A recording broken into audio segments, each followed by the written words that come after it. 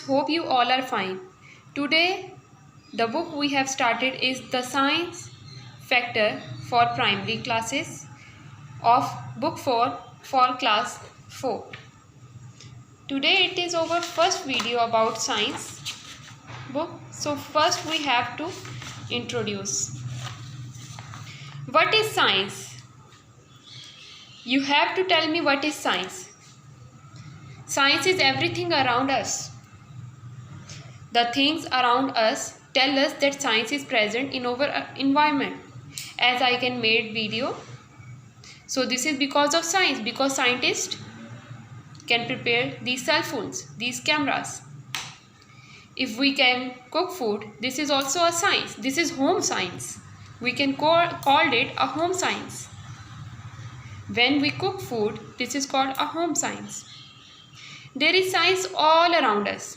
These books are printed just because of science. Because scientists think that we must have something to print these words, images. Okay, everything around us is science.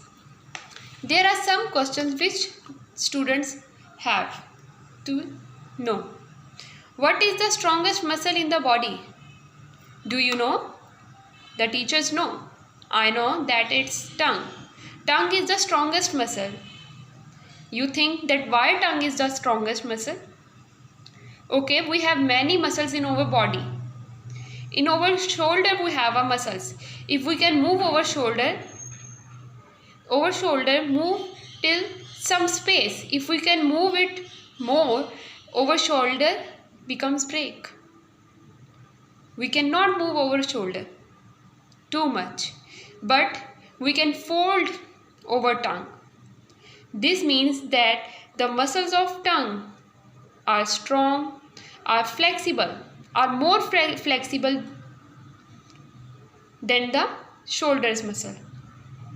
There are many muscles in our body, but the strongest muscle is tongue just because it is more flexible.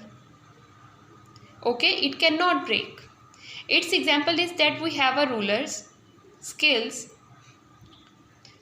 There are two types of rulers in a market. One ruler is a stick,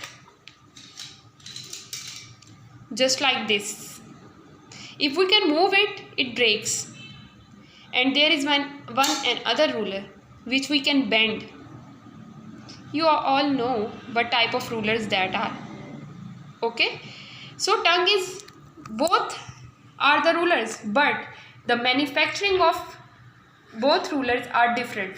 So one ruler is unbreakable and strong, and one ruler is breakable and not strong. I think you have understood it. If not, then tell me in comments. What is a herbivores? Yes, herbivores. What are herbivores? The animals who eats plant. Who eats plant?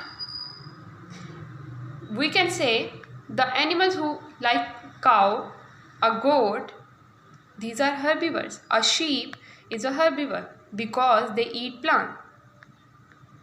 Human beings are also herbivores. You say why? Because human beings also eat plants.